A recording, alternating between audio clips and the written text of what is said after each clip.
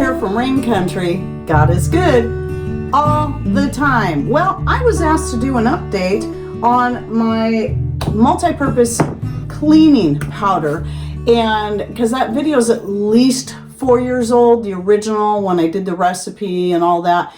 And mostly I was making it to use for my laundry, but I also use it for other things as well, and have experimented with it in washing dishes, both in our electric dishwasher, which we only used maybe once a year, and hand washing to see if it worked. And in both cases, it worked well. So, though I still prefer suds when it comes to hand washing. So I only tried it the one time. It's not my favorite thing to use, but it will get your dishes clean. But anyway, so that's one of the updates. But I did do an update to the recipe for people who are concerned about the salt content. So first I'm going to give you the original recipe. I'll also type it up and put it in the description box down below. But I use 3 parts baking soda, sodium bicarbonate, 3 parts washing soda, sodium carbonate, and 2 parts salt. Any cheap salt you have on hand. It doesn't matter. The cheapest salt you can find, as long as it's salt. I said in the video I was using sea salt. Well, that's only because that's still the salt that I bought quite a number of years ago from Glory Bee and only paid $8 a bag for. So I got 2 bags of it, and it's lasts me all these years because I only use it for stuff like this. And so it was cheaper than the cheapest salt you can get now. But it doesn't have to be sea salt. I should have clarified that in the video. I just wasn't thinking of it.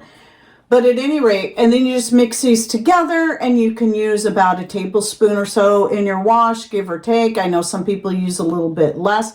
I've had a lot of people come back to me and say it works great for their laundry, but I've had people mention some concerns about the salt in there. Well, one of the purposes of the salt, as far as the laundry goes, is it helps to hold the colors. It helps to set the colors. But the concern some people were having is in regards to, is the salt going to corrode their washing machine, etc.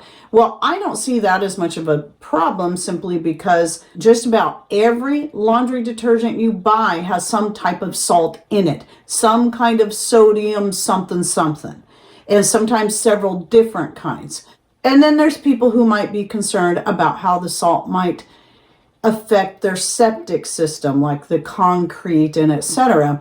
So what I decided to do is just go ahead and try making a batch with just the 2 ingredients, washing soda and the baking soda, and in that case do a 1-to-1 ratio or 50-50 of the 2, and just trying that in the laundry, and it seems to work well. When I tried it as a scouring powder though, it just lacked something, and that was the salt. One of the things the salt does, as far as using it as a scouring powder, the salt gives it more scouring power and works far better than the baking soda, washing soda alone.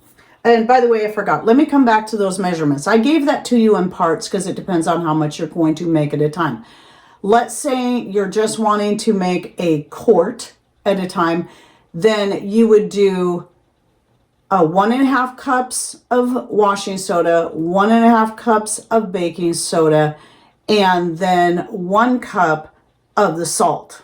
And that will give you right at 4 cups once it's all mixed, and then you can fill up a quart jar like this. So, and what I like to do, by the way, is I like to throw it in a 1/2 gallon jar, do a quart at a time, but put it in a 1/2 gallon jar. Make sure the baking soda itself, that's the one that tends to want to clump. And the washing soda will too if you don't keep it in an airtight container. You want to make sure that stuff's broken up pretty good. Then I shake it. So I'll mix it by hand, but also I'll shake the jar. I'll stir it with a chopstick. Then I put my canning funnel on there and just pour it into the quart jar. And usually I'm making more than that at a time, so then I'll just mix up another batch. Usually I'm filling up a couple quarts at a time. But anyway, by giving it to you in parts, then you can figure out, okay, 3 parts, 3 parts, 2 parts. And then if you're just using the 2 ingredients, is 1 part to 1 part, or a cup to a cup, 2 cups to 2 cups, etc.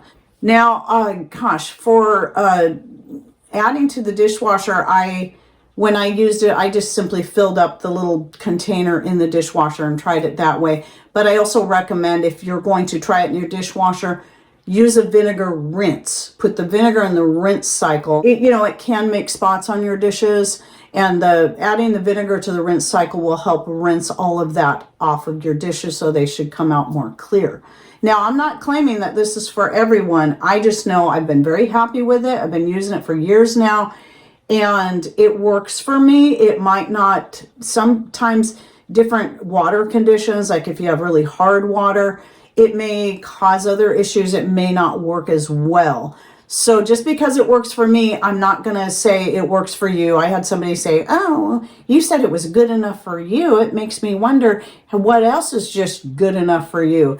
And it was really quite insulting the way they worded it. But it's like, there's so many different factors that could cause things to not work as well for one person, not another. It could depend on how much you're using. It could depend on the mixture you're using. It could depend on your water and how hard it is, how many minerals might be in there.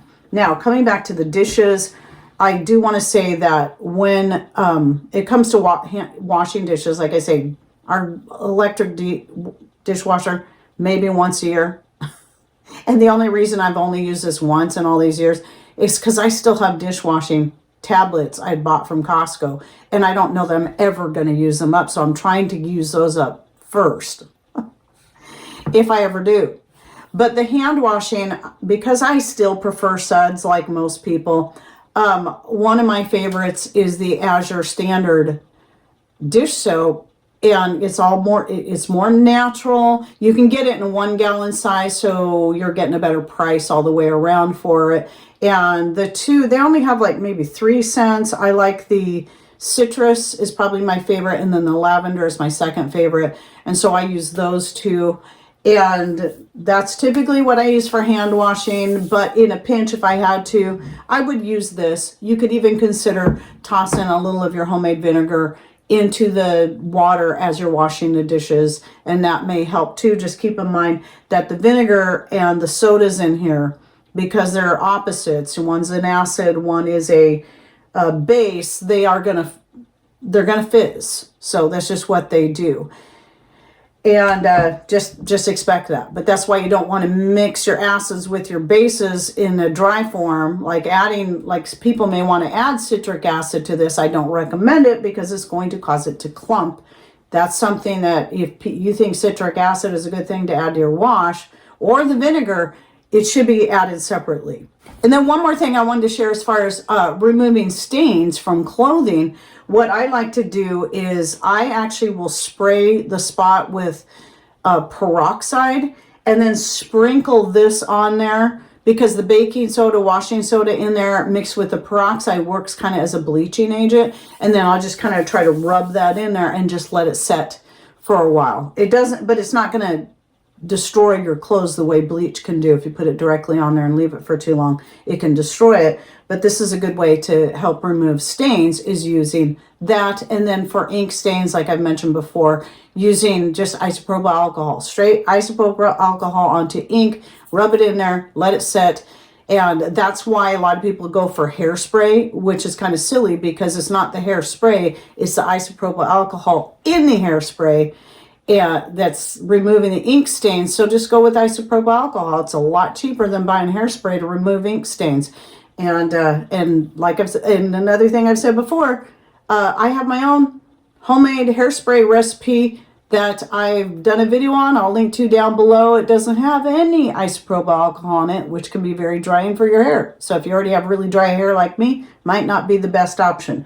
But anyway, there's a couple of ideas for stain removal, or you can even use your own homemade bar soap and just kind of rub that into your stains. It's going to depend on the stain, like a grease stain or something might work better with something like that.